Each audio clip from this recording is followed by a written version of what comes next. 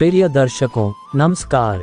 कैसे हैं आप सब? आशा करते हैं कि आप सब अपने माता पिता के आशीर्वाद और ईश्वर की कृपा से अच्छे से होंगे। आज फिर आप सभी के समक्ष एक बहुत ही ज्ञानवर्धक और प्रेरणादायक कहानी लेकर हम हाजिर हो गए। यह कहानी आपके जीवन में बहुत बड़ी सीख देने वाली है। इस वीडियो के माध्यम से एक कोयल की ऐसी बातें बताएंगे जिसको सुनने के बाद कोई भी पुत्र अपने पिता के साथ दुर्व्यवहार नहीं करेगा और कोई भी पिता अपने पुत्र को मूर्ख और जाहिल नहीं बनाएगा।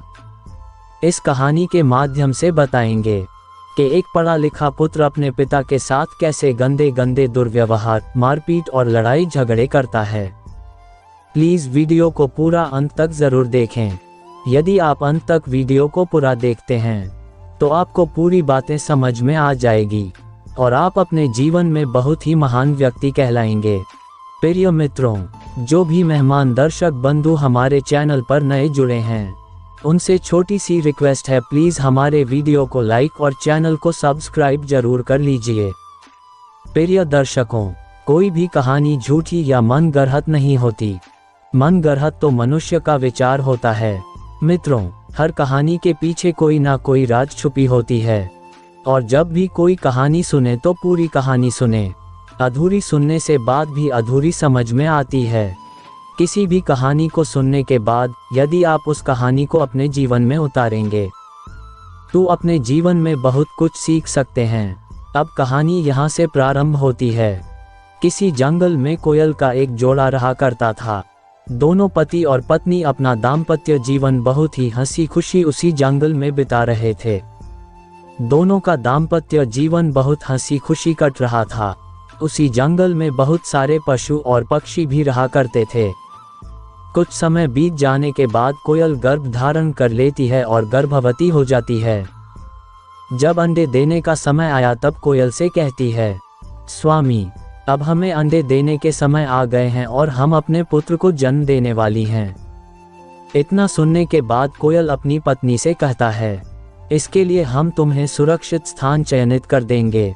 प्रिय दर्शकों, उसी जंगल के बगल में राजा का बहुत बड़ा राज दरबार था। उस राजा के पास एक ही पुत्र था। राजा अपने पुत्र को पढ़ा लिखा कर बहुत ही बुद्धिमान बना दिया। वह अपने माता पिता की बहुत ही ज्यादा सेवा किया करता था और अपने माता पिता के आदेशों का पालन किया करता था। यह सब देखकर अब रानी कहती है अपने राजा से, महाराज, मेरा पुत्र अब पढ़ लिख कर बहुत ही बुद्धिमान और महान बन गया है। अब हम चाहते हैं उसकी शादी विवाह कर दिया जाए ताकि पुत्र और बहू अपना दाम्पत्य जीवन हंसी खुशी बिताता रहे और घर में बहू का होना भी भाग्यशाली का संकेत होता है। इतना सुनने के बाद राजा अपने पुत्र के लिए एक बहुत ही सुंदर सी शिक्षित लड़की तलाश करवाता है और उसी सुंदर सी लड़की से अपने पुत्र का विवाह बहुत ही धूमधाम से करता है और नई नवेली बहू को अपने घर में ले आते हैं। कुछ समय तक बहू अपने सास और ससुर की बहुत ही सेवा किया करती थी। धीरे धीरे समय बदलता गया और अपने सास और ससुर से नफरत करना शुरू कर देती है। बहू की नफरत देखकर पुत्र भी अपने माता और पिता से नफरत करना शुरू कर देता है। वह पुत्र अपनी पत्नी के प्यार में इतना अंधा हो गया था कि अब उसे माता पिता की कोई भी बात अच्छी नहीं लगती थी और अपनी पत्नी के प्यार में सब कुछ खो दिया था। जो बातें पत्नी कहती वह करने के लिए तैयार हो जाता और अपनी पत्नी की बातों में आकर अपने माता पिता से लड़ाई और झगड़ा करना शुरू कर देता। राजा का सारा खेल कोयल उसी पेड़ पर बैठकर देख रहा था। कोयल को मन ही मन बहुत ही दुख हो रहा था कि बच्चे का जन्म देना इस काल में बहुत ही बड़ा पाप है।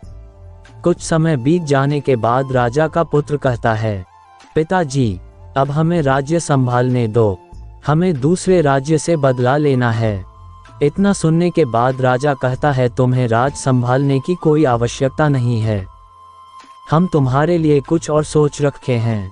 इसी बात को लेकर पिता और पुत्र में लड़ाई और मारपीट शुरू हो जाती है।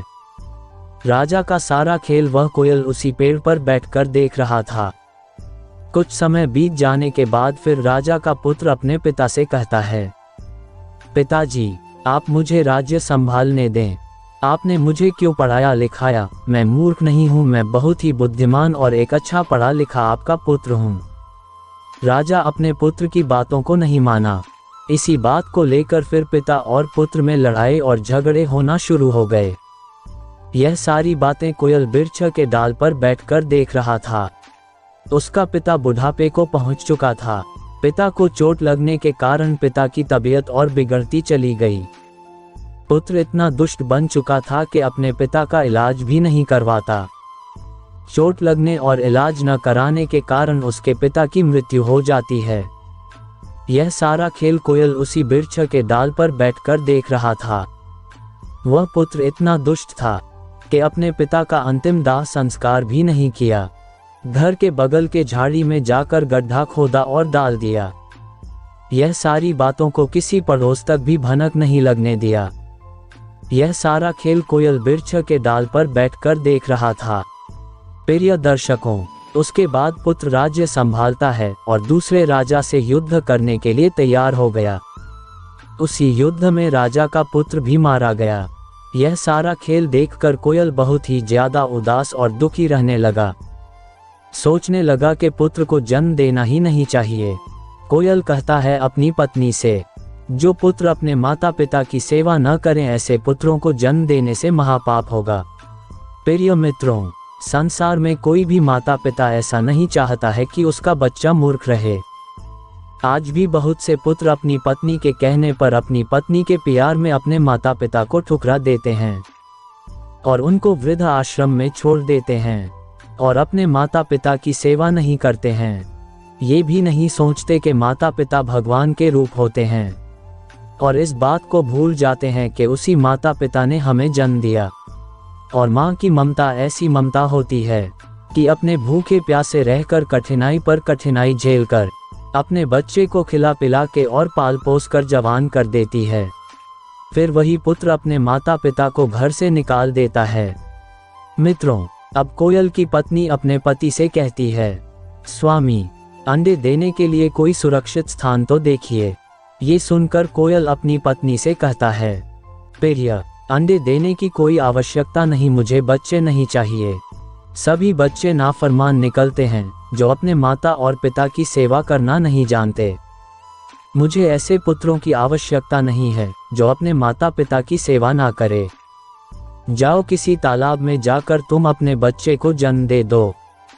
इतना सुनने के बाद उसकी पत्नी बहुत दुखी हो गई और वहां से निकलकर कुछ दूर चली गई, जहां पर उसे कौवा का एक घोंसला नजर आया। उस घोंसला में उस समय कौवा नहीं था।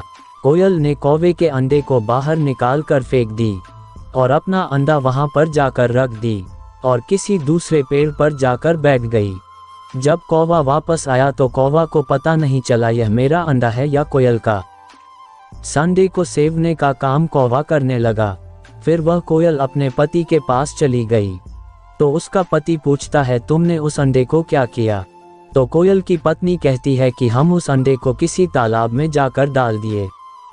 इतना सुनने के बाद कोयल बहुत खुश हुआ और कहने लगा, मुझे ऐसे बच्चे या ऐसा पुत्र नहीं चाहिए जो अपने माता और पिता की सेवा ना करे और अपने माता पिता के साथ लड़ाई झगड़ा करना शुरू कर दे।